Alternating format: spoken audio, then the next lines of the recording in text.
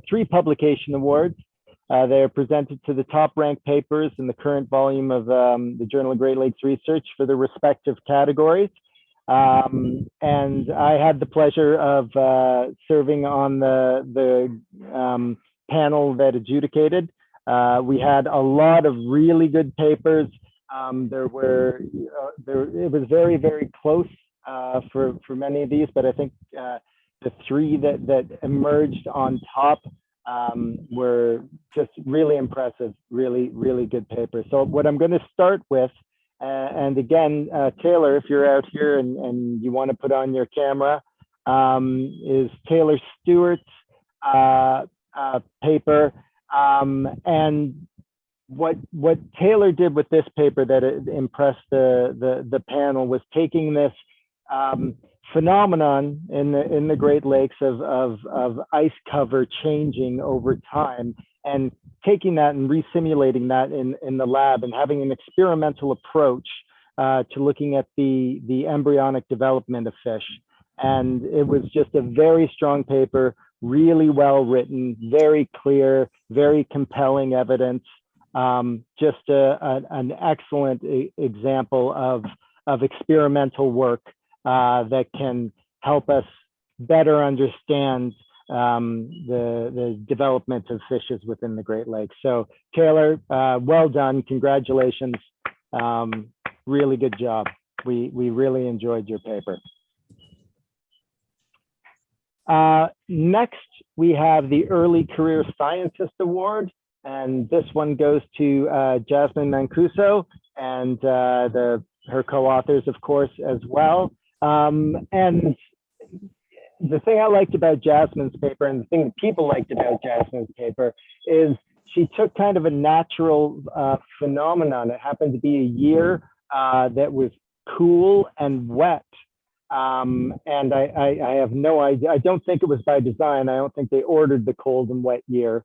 But what they did was Jasmine took advantage of that and looked at the diatom communities and looked to see how, whereas people have focused on hot and dry years before, what happens to the phytoplankton community and the diatom community in these cold and wet years.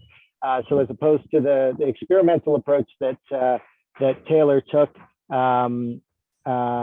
Jasmine took this observational approach, taking advantage of a bit of a blip of a year, a cold and wet year, and just produced a really compelling paper looking at the diatom assemblage. So Jasmine, really well done, really well written again, very, very compelling story. So congratulations to you as well. And then finally, we have the Chandler-Meisner Award. And it's interesting because I always tell my students that you have to take different approaches to asking ecological questions. You have to take experimental approaches, observational approaches, and modeling and mathematical approaches.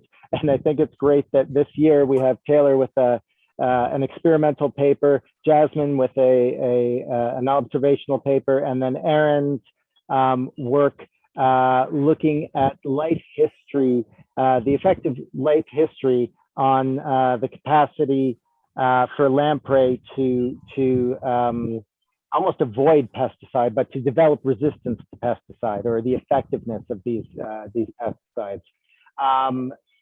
Again, her co-authors, I'm sure, had a big hand in this, but it was again, just to me, and to the judges, this was just a really innovative paper. When people think about pesticide resistance, they think about physiological adaptation, but life history changes can also kind of temporally offset when these lamprey would be exposed to the pesticide. So just a really innovative, really clever way of looking at things, and a really rigorous examination. So Erin, really well done. Really impressed with your paper, and to your co-authors as well. So I would say on that, if we could just give a round of applause, or say, congratulations in the chat to all of our publication winners. It was a lot of fun reading those papers, but these three just stood out incredibly well.